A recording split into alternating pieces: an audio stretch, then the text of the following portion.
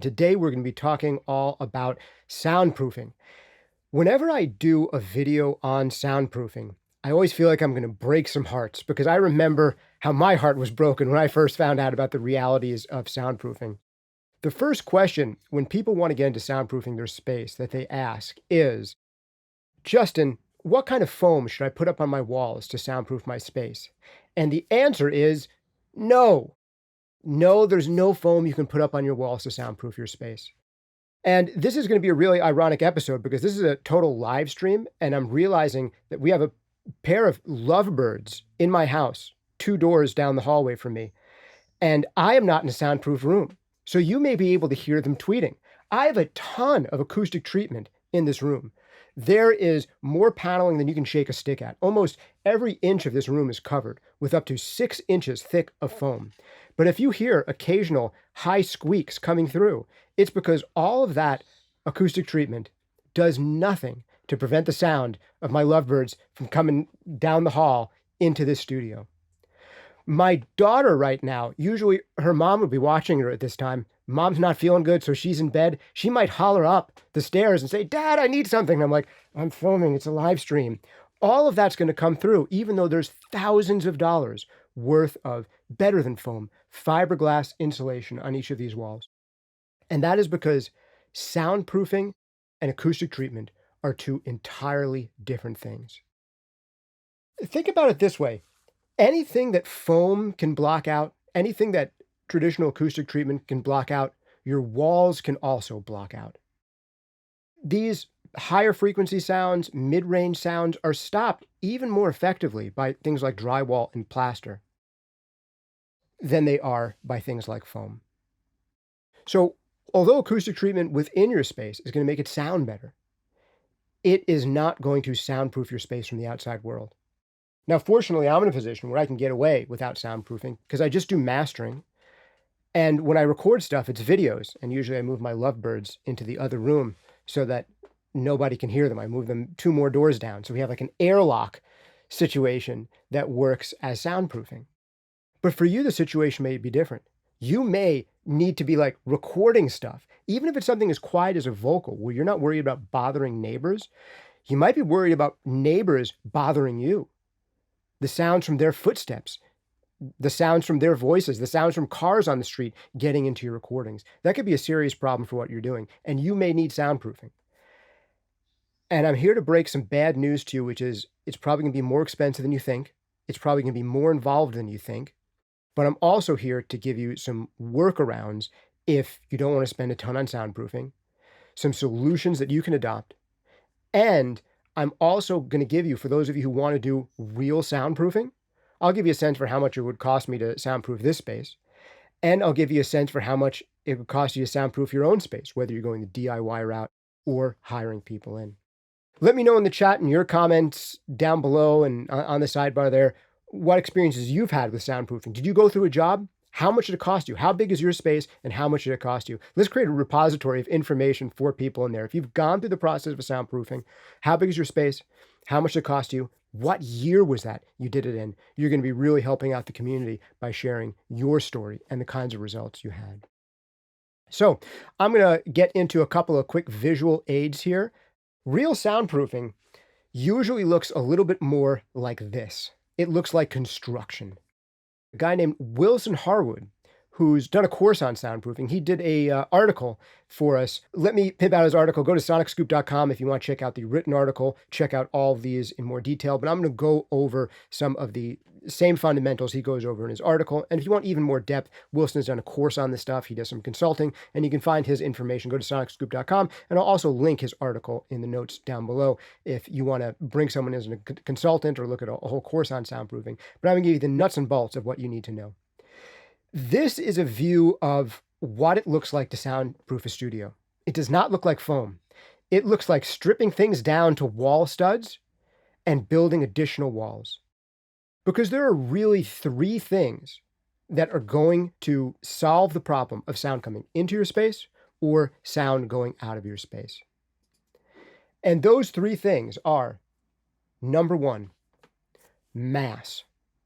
The best thing for stopping sound is mass and lots of it. Better yet than drywall or plaster is concrete bricks. Man, concrete is some of the best soundproofing material available. If you can build walls out of concrete cinder blocks and fill those concrete cinder blocks with more concrete and then put a layer of drywall in front of them just to make them look prettier, that's going to do a lot for you. If you're able to build on top of a concrete slab, that's going to help you a lot. But that's not practical for all of us. And it's not practical for those of us who are, instead of building a whole new studio or adding on a whole new wing to the house, trying to maybe soundproof an upstairs bedroom, soundproof an attic space that we're going to turn into a studio, soundproof a basement. Well, in the basement case, you're a little bit lucky because you have the concrete slab below you. So there's one thing you don't have to worry about. But mass, getting more mass into your space, into your walls. Concrete is the extreme of that. But another way of getting mass is, what if instead of using one layer of drywall, you have 2 layers of drywall? That would give you an improvement. Better yet than that, instead of one wall, why not 2 walls? Why not double them up? So that's one thing, mass. The other thing is going to be trapped air, or just air in general, because air can actually act as a spring that kind of eats up some of the acoustic power of sound going out of your space or sound coming into your space. So this is another big thing. Better yet than having 2 pieces of drywall together is have 2 pieces of drywall, then a gap of air, and then another piece or 2 of drywall on the other side with air in between your 2 sets of walls. This is what soundproofing really looks like, building 2 sets of walls. And here's the third important thing, decoupling. That means that these 2 walls shouldn't be touching each other. They should be separated. There's an air gap between them, and there's nothing directly connecting one wall to the other. Now, there's some cheats and some hacks, and I'm going to give you some tips about ways you can get around this, or if you really want to do just a teeny tiny bit of soundproofing, I'll tell you an easy fix I could do in my own space if I didn't want to have to move the birds 2 bedrooms down the hallway every time I filmed a podcast episode. Some of the low-hanging fruit for me.